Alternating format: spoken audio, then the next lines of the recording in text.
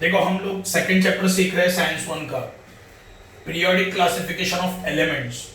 Elements मतलब क्या? कोई भी मैटर किससे बनता है? एलिमेंट से। ओके, कोई भी मैटर किससे बनता है? एलिमेंट्स। और एलिमेंट्स किससे बनता है? सेम टाइप ऑफ एटम्स से। ये कल हम लोगों ने सीखा है। ओके, ये कल हम लोगों ने सीखा है। मैटर समझो, ले लिया कोल कौन सा एलिमेंट से बनेगा? कार्बन एलिमेंट से बनेगा। और उसमें कौन से सेम टाइप के एटम्स होंगे? कार्बन। मतलब एक ही टाइप के सारे एटम्स होंगे, वो होंगे कार्बन इसमें। ओके, ये हम लोगों ने देखा। हम लोगों ने कल देखा बहुत सारे साइंटिस्ट लोगों ने एलिमेंट्स को क्लासिफाई करने की कोशिश की है। तो कल हम लोगों ने देखा था डॉबेराइनर ने क्या किया कि एलिमेंट को क्लासिफाई करने की कोशिश की, लेकिन वो फेल हो गया। अभी दूसरा साइंटिस्ट आया, न्यूलैंड्स। ओके, दूसरे साइंटिस्ट का नाम है न्यूलैंड्स। उसके लॉ का नाम है न्यूलैंड्स लॉ ऑफ ऑक्टेव। देखो न्यूलैंड्स ने भी क्या किया, एलिमेंट को क्लासिफाई करने की कोशिश की। चलो पढ़ते हैं क्या लिखा है उसने। The English scientist John Newland correlated the atomic masses of elements to their properties in a different way। देखो ये जो न्यूलैंड है, ये एक इंग्लिश साइंटिस्ट, मतलब ये ब्रिटिश था। ओके, तो इसने क्या किया, एलिमेंट को क्लासिफाई करने के लिए इसने भी किसका यूज किया? एटॉमिक मास का। हम लोगों ने देखा एटॉमिक मास मतलब क्या, मैंने कल तुम लोगों को वीडियो में बताया था। एटॉमिक मास मतलब क्या? पहले तो उसके पीछे का बेसिक थ्योरी क्या है किसी भी एटम का। देखो ये एटम है समझो, उसमें क्या होता है? Proton and neutron plus charge. Neutron पे कोई चार्ज नहीं होता। अब ये समझो एक एटम है। ओके, ये एटम का एटॉमिक मास क्या होगा? देखो प्रोटॉन प्लस न्यूट्रॉन। देखो किसी भी एटम का वेट मतलब क्या? उसका मास किधर होता है? उसके सेंटर में, मतलब न्यूक्लियस में होता है। समझे? तो एटॉमिक मास मतलब क्या? Number of proton and neutron. Okay, याद रखना एटॉमिक मास मतलब क्या। सिंपल लॉजिक है, किसी भी एटम का जो मास होता है वो किधर होता है? उसके सेंटर में होता है। ओके, सेंटर में कौन होता है फिर? Proton and neutron. Weight of proton and neutron is equal to atomic mass. Okay, logic है। डॉबेराइनर ने भी किसका यूज किया था? एलिमेंट के एटॉमिक मास का, है ना। Increasing order of atomic mass लगाया उसने। न्यूलैंड ने भी क्या किया? किसका यूज किया क्लासिफाई करने के लिए? एटॉमिक मास का ही यूज किया। देखो स्टेटमेंट क्या बोल रहा है। न्यूलैंड एक इंग्लिश साइंटिस्ट था, उसने एलिमेंट्स को क्लासिफाई करने के लिए किसका यूज किया? कौन से प्रॉपर्टी का यूज किया? Atomic mass. ओके, ये याद रखना है।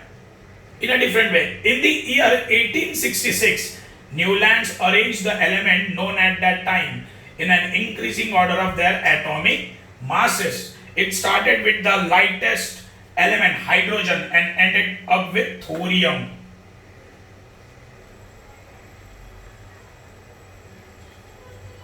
देखो ये न्यूलैंड ने क्या किया, उसने डॉबेराइनर ने जो एक्सपेरिमेंट किया था वो अच्छे से पढ़ा। पहला चीज है, इसमें नहीं मेंशन है। देखो न्यूलैंड ने क्या किया, इसने भी एलिमेंट को क्लासिफाई करने की कोशिश की। इससे पहले उसने डॉबेराइनर की कंसेप्ट को अच्छे से स्टडी किया, फिर उसने अपना कंसेप्ट और एक्सपेरिमेंट करना चालू कर दिया। अभी उसने क्या किया देखते हैं। He arranged the elements known as, देखो उसने वो टाइम मतलब 1866 में जितने भी एलिमेंट प्रेजेंट थे उनको increasing order of their atomic mass लगाना शुरू कर दिया। Increasing order of their atomic mass मतलब क्या? इंक्रीजिंग ऑर्डर मतलब क्या? देखो पहले सबसे कम एटॉमिक मास वाला नंबर, फिर सबसे ज्यादा, फिर उससे ज्यादा, फिर ज्यादा। समझे? Increasing order. और ये क्या है? Atomic mass. फॉर एग्जाम्पल अगर एलिमेंट उसने किया क्या वो देखते हैं। देखो एलिमेंट ए है, बी है, सी है और समझो डी है।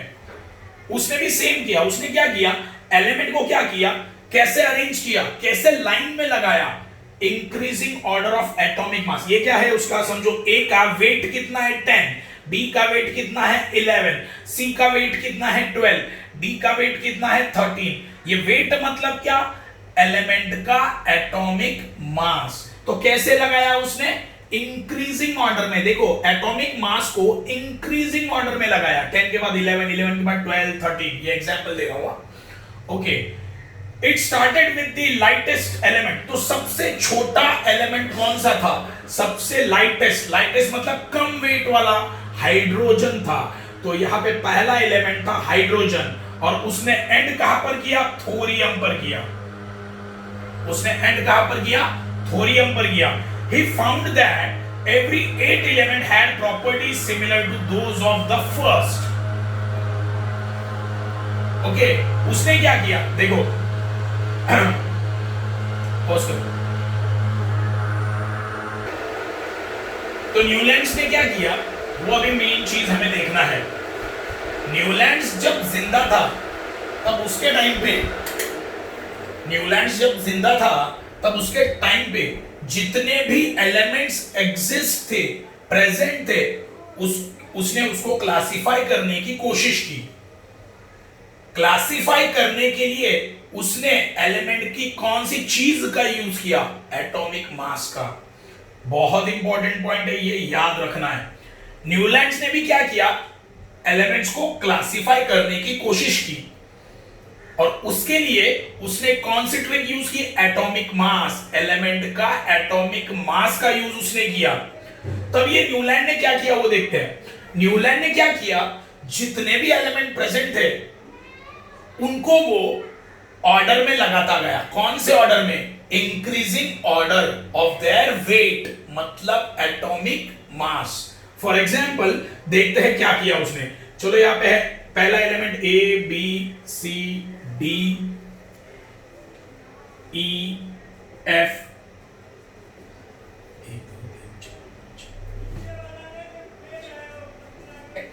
समझो उसने क्या किया ये एलिमेंट्स है, समझो एलिमेंट्स, ये एलिमेंट्स है ऐसा कंसीडर कर लो। और एटॉमिक मास,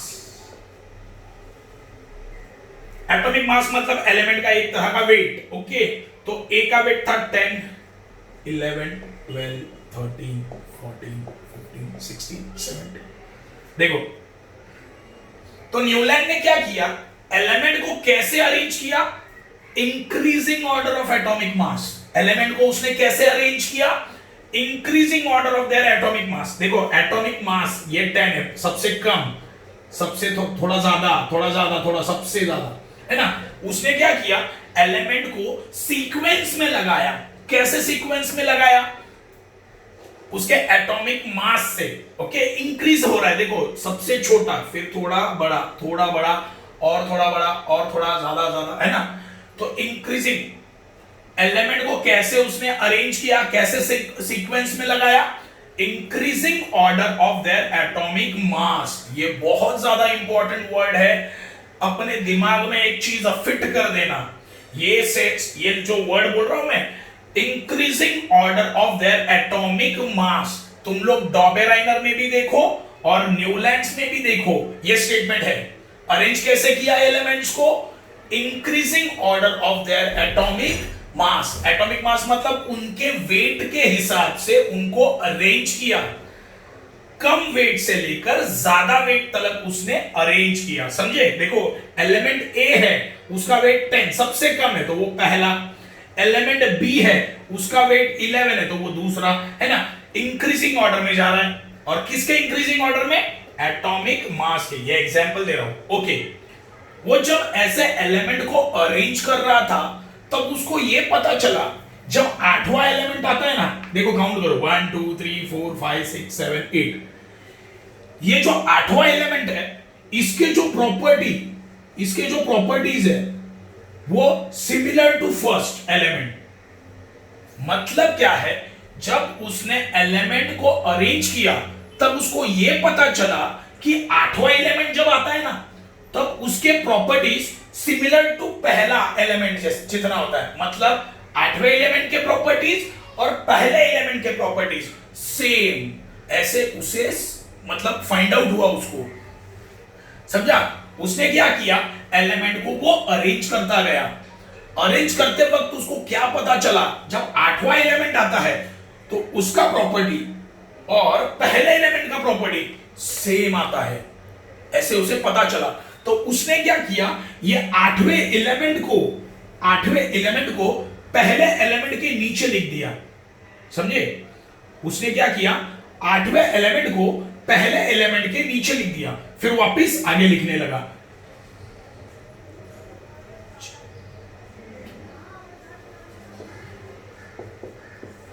ओके, उसने वापस लिखना चालू कर दिया। अभी सेकंड रो आया, देखो ये फर्स्ट रो है, अभी सेकंड रो में देखो क्या हुआ, एच 1 2 3 4 5 6 7 8। जब वो सेकंड रो लिख रहा था तब उसको पता चला वापस जो आठवां एलिमेंट है उसका प्रॉपर्टी, आठवें एलिमेंट का प्रॉपर्टी पहले एलिमेंट जितना था, यहां पे है ना, आठवें एलिमेंट का प्रॉपर्टी पहले एलिमेंट से सेम था, मतलब इसका और इसका प्रॉपर्टी सेम। तो उसने वापस आठवें एलिमेंट को उसके नीचे लिख दिया और वापस चेन स्टार्ट किया, P Q R S T U V। वापस आठवां एलिमेंट जो था और पहला एलिमेंट था उनका प्रॉपर्टीज सेम। तो इसने इसको क्या किया, ऐसे देखो, ऐसे टेबल बनाते गया वो, समझे उसने कैसे किया। ओके,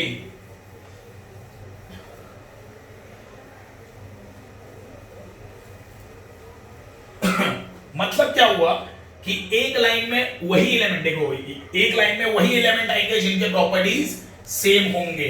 मतलब क्या, देखो मैंने क्या किया, A B C D E F G, H यहां पे आएगा, एच आई जे के एल एम एन। ओके, देखो आठवां एलिमेंट जो था उसका प्रॉपर्टी और पहले का प्रॉपर्टी सेम है ना। समझो आठवां यहां पे एच आ रहा था, एच का प्रॉपर्टी और ए का प्रॉपर्टी सेम, तो एच को मैंने कहां पे लिखा, यहां पे लिखा है ना। तो ये पहला वाला कॉलम देखो, ए और एच दोनों का प्रॉपर्टी सेम। यहां पे भी देखो, बी से काउंट करो, 1 2 3 4 5 6 7 और 8 है ना। मतलब बी और आई का भी प्रॉपर्टी क्या बन गया, सेम। क्योंकि देखो तुम लोग जिस एलिमेंट को पहले पकड़ते हो, आठवां एलिमेंट और वो एलिमेंट का प्रॉपर्टी सेम होगा। मतलब देखो यहाँ पे मैंने ए पकड़ा, ए से काउंट करो 1 2 3 4 5 6 7 और यहाँ पे 8 आ रहा था एच, तो एच और ए का प्रॉपर्टी क्या था, सेम था। तो एच को मैंने क्या किया, ए के नीचे लिख दिया।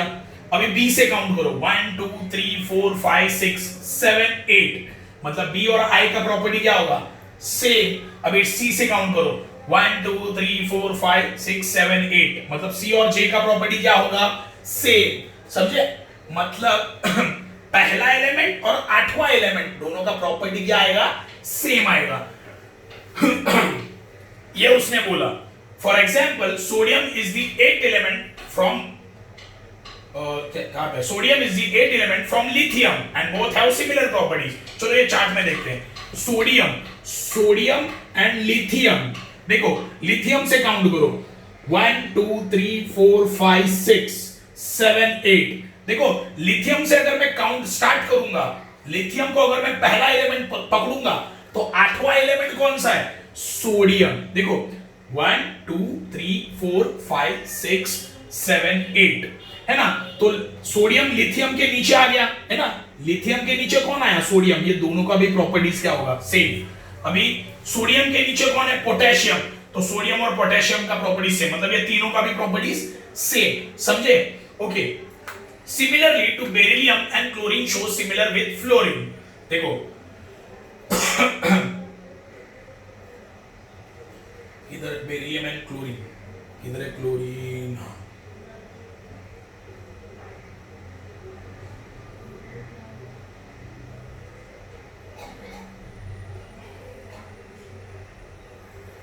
हाँ देखो बेरिलियम क्लोरीन, देखो क्लोरीन बेरिलियम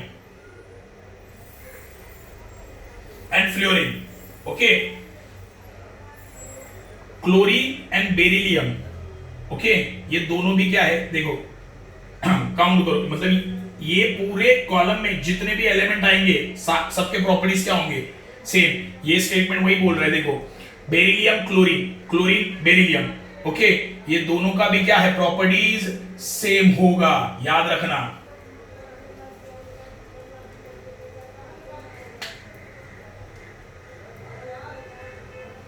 अब यहां पे क्या बोला है, देखो देखो यहां पे फ्लोरीन है, ओके, काउंट करो फ्लोरीन से, देखो फ्लोरीन है, फ्लोरीन से काउंट करो 1 2 3 4 5 6 7 और क्लोरीन आया।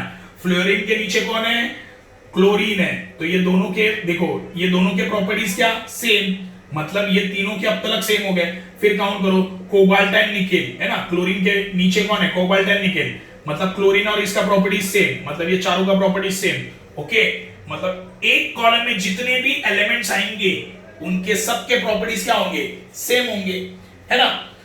तो ये टेबल वो बोल रहा है, लेकिन इसमें भी प्रॉब्लम था, इसमें भी प्रॉब्लम था, क्या प्रॉब्लम था, न्यूलैंड्स भी फेल हो गया। पहला कौन फेल हुआ, डॉबेराइनर, अभी कौन फेल हुआ है, न्यूलैंड्स, कैसे वो देखते हैं। मैंने limitation were found in Newlands octave, देखो सॉरी इससे पहले सबसे इंपॉर्टेंट पॉइंट मैं बताना भूल गया, he called the similarity observation in the Newlands compared this similarity with the octave in music. Newland ने अपने ऑक्टेव को, देखो 8, ऑक्टेव मतलब 8 है ना, 8वां एलिमेंट और पहला एलिमेंट का प्रॉपर्टी क्या आता है, सेम। तो न्यूलैंड ने क्या किया, अपने ऑक्टेव को म्यूजिकल ऑक्टेव के साथ कंपेयर किया, मालूम है ना, सा रे ग म प ध नी सा, देखो पहला एलिमेंट और 8वां एलिमेंट सेम आ गया, है ना। तो न्यूलैंड ने क्या किया, है ना, अभी क्या बोला मैंने, न्यूलैंड ने कौन सा एक्सपेरिमेंट बताया, पहले एलिमेंट का प्रॉपर्टी और 8वें एलिमेंट का प्रॉपर्टी सेम आता है। तो तुम्हारे म्यूजिक में भी देखो सा रे ग म प ध नी सा, तो सा देखो पहला और लास्ट का सेम, तो वैसे ही उसका एक्सपेरिमेंट था, ओके। उसमें बहुत सारे लिमिटेशन थे, न्यूलैंड्स भी फेल हो गया। क्यों फेल हुआ, उसके रीजंस यहां पे दिए हैं। मैंने limitation found in Newlands octave, उसके ऑक्टेव में बहुत सारे लिमिटेशंस थे। This law was found to be applicable only up to calcium, देखो समझो न्यूलैंड्स के वक्त, न्यूलैंड्स के वक्त समझो, न्यूलैंड्स के वक्त 40 एलिमेंट है, न्यूलैंड्स के वक्त समझो 40 एलिमेंट प्रेजेंट थे, उसमें से सारे के सारे उसके हिसाब से, मतलब उसका जो लॉजिक है ना वो फुलफिल नहीं कर रहे थे। मतलब क्या है, 40 में से 25 एलिमेंट का ऐसे बराबर आया, मतलब 8वां एलिमेंट और पहला एलिमेंट का प्रॉपर्टी सेम। समझा मैंने क्या बोला, उस देखो न्यूलैंड्स जब था समझो 40 एलिमेंट प्रेजेंट थे, तो न्यूलैंड्स ने जो लॉजिक बताया ना, पहला एलिमेंट का प्रॉपर्टी 8वां एलिमेंट का प्रॉपर्टी से, वो कब तक इक्वल हो रहा था, समझो 25 एलिमेंट तक। वो 25 एलिमेंट कौन सा पकड़ लो, यहां पे दिया कैल्शियम तक, उसका राइट आ रहा था आंसर। मतलब क्या है, 40 एलिमेंट थे समझो, पता नहीं कितने थे, समझो 40 एलिमेंट प्रेजेंट थे, तो 40 में से 25 एलिमेंट तक, 25 एलिमेंट्स तक उसका ये जो लॉजिक है ना, पहला एलिमेंट का प्रॉपर्टी और लास्ट के एलिमेंट 8वां एलिमेंट का प्रॉपर्टी सेम आ रहा था 25, लेकिन उसके बाद एक भी मैच नहीं हो रहा था, मतलब ये गलत आ रहा था आंसर, पहला एलिमेंट का प्रॉपर्टी और 8वां एलिमेंट का प्रॉपर्टी गलत आ रहा था उसका, ओके। 25 के बाद मतलब कितने बचे, 15 बचे ना आगे, वो रॉन्ग आ रहा था सब, तो वो सक्सेसफुल हुआ क्या, नहीं। तो कौन से एलिमेंट तक न्यूलैंड्स का आंसर राइट आ रहा था, कैल्शियम तक, okay. Newlands fitted all the known element in the table of 7 into 8, that is 56 boxes. उसने अपने देखो, उसने सारे के सारे एलिमेंट्स को 7 into 8 is equal to 56 boxes, okay. 7 into 8 देखो 7 ये होगा रो, ये होंगे कॉलम्स, और ये 8 होंगे रोज, है ना। बॉक्स बनाया ना, टेबल बनाया उसने, तो उसमें कॉलम कितने थे, 7, ओके, एंड रोज कितने थे टोटल 8, समझे। तो सारे एलिमेंट को कितने बॉक्सेस में डाला उसने, सारे के सारे एलिमेंट को उसने कितने बॉक्सेस में डाला, 56 बॉक्सेस में डाला। Newland place two elements each in some boxes to accommodate all the known element in the table। देखो कुछ जगह पर न्यूलैंड्स ने क्या किया, देखो यहां पे देखो हाइड्रोजन एक एलिमेंट है, यहां पे लिथियम एक बॉक्स में एक एलिमेंट, हाइड्रोजन लिथियम बेरियम है ना। लेकिन कुछ जगह पे देखो यहां पे एक ही जगह पे कितने एलिमेंट डाल दिए, 2, क्यों नहीं पता, है ना। एक ही जगह पे उसने 2 एलिमेंट्स को डाला, क्यों, सारे के सारे एलिमेंट बॉक्स में फिट हो जाए, चलो, है ना। उसने क्या किया, सारे के सारे एलिमेंट्स बॉक्स में फिट हो जाए, इसीलिए कुछ जगह पर एक की बजाय 2 एलिमेंट डाल दिए, कोबाल्ट एंड निकल, देखो यहाँ पे एग्जांपल दिया है, और ये वाला भी। Moreover, he placed some element with different properties under the same node in the octave। देखो हुआ क्या, उसने क्या किया, डिफरेंट प्रॉपर्टीज वाले भी एक ही बॉक्स में डाल दिए। फॉर एग्जांपल देखो, moreover he placed some element with different properties under the same node in the octave। For example, Newland placed the metals cobalt and nickel under the node 2 along with halogens, while ferrous having similar with cobalt and nickel away from them। देखो अभी ये statement का meaning क्या है देखते हैं। देखो English हम लोग हिंदी में बोलते हैं सा, इंग्लिश में बोलते हैं do, okay.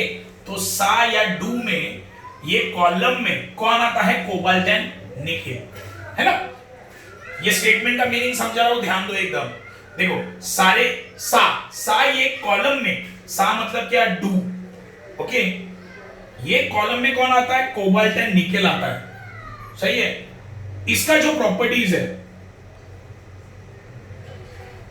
Cobalt and nickel का प्रॉपर्टीज ये फेरस के साथ भी मैच करता था। देखो कोबाल्ट एंड निकेल का प्रॉपर्टीज ये फेरस के साथ भी मैच कर रहा था, लेकिन फेरस को इसके नीचे नहीं डाला, क्यों ये भी नहीं पता। देखो उसके टेबल में कितनी गलतियां निकली, न्यूलैंड्स के टेबल में कितनी गलतियां निकली देख लो। देखो सिंपल लॉजिक है, एक ही कॉलम में जितने भी एलिमेंट आएंगे उनका प्रॉपर्टीज क्या होगा, सेम, है ना। ये हाइड्रोजन है, ओके, ये फ्लोरीन है, क्लोरीन है, कोबाल्ट निकेल है ना, ब्रोमीन है। ये सारे के सारे एलिमेंट्स एक ही कॉलम में जो भी एलिमेंट्स आते हैं उनके प्रॉपर्टीज क्या होते हैं, सेम। देखो ये कॉलम में जितने भी एलिमेंट्स है उनके प्रॉपर्टीज सेम, ये कॉलम में जितने भी एलिमेंट्स है उनके प्रॉपर्टीज सेम होंगे। कैसे, अभी बताया। देखो 8वां एलिमेंट और पहला एलिमेंट का प्रॉपर्टीज क्या होता है, सेम। तो 1 2 3 4 5 6 7 और 8वां कौन है, ये फ्लोरीन, ओके। तो इसका और इसका प्रॉपर्टीज क्या हो गया, सेम, है ना। फिर फ्लोरीन से 8वां एलिमेंट कौन है, क्लोरीन है। देखो 1 2 3 4 5 6 7 8, है ना। मतलब फ्लोरीन और क्लोरीन का प्रॉपर्टीज क्या हो गया, मतलब देखो ये तीनों का सेम, तो ये चारों का सेम, पांचों का सेम। मतलब एक कॉलम में जितने भी एलिमेंट्स आएंगे उनके प्रॉपर्टीज क्या होंगे, सेम होंगे। लेकिन कुछ जगह पर अलग हो गया, अलग मतलब गलती हो गई। गलती कैसे, गलती देखो कोबाल्ट एंड निकेल के जो प्रॉपर्टीज है वो फेरस के साथ मैच करते थे, ओके। कोबाल्ट एंड निकेल के जो प्रॉपर्टीज है वो यहाँ पे फेरस के साथ मैच कर रहे थे, लेकिन ये फेरस नहीं आया इसके नीचे, कोबाल्ट एंड निकेल के नीचे आया क्या, ये इसके नीचे आना चाहिए था ना, आया क्या, नहीं आया। देखो टेबल में कुछ तो गलत है, मतलब different, same property, cobalt and nickel का फेरस के साथ सेम प्रॉपर्टीज है, फिर भी उसको अलग बॉक्स में डाला गया, डिफरेंट बॉक्स में। कौन से, ये नी में, मतलब टीआई ब्लॉक में, टी ब्लॉक में, टीआई ये कॉलम में डाला गया, उसको डू में डाला गया, ये कॉलम में डाला गया क्या, नहीं, ये उसकी गलती थी।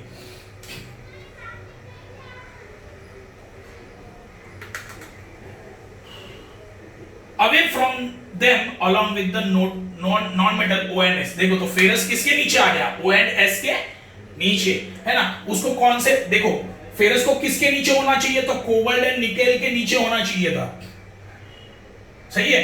फेरस को किसके नीचे होना चाहिए था, कोबाल्ट एंड निकेल के नीचे, क्यों, इसका प्रॉपर्टी और फेरस का प्रॉपर्टी क्या था, सेम। लेकिन डाला क्या, नहीं डाला उसने।